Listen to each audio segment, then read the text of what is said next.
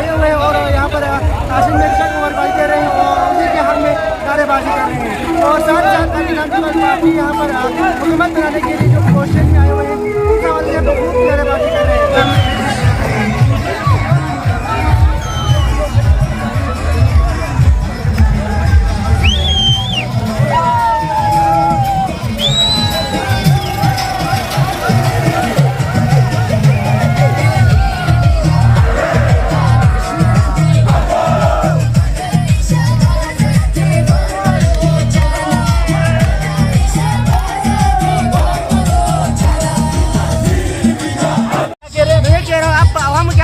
आज आपने विन किए, इस बारे में क्या पैगाम देना चाहेंगे? मैं आवाम का शुक्रिया अदा करता हूँ, उन्होंने मुझे सपोर्ट किया। इंशाल्लाह मैं बल्तिस्तान डिवीजन में मेगा प्रोजेक्ट लाऊंगा।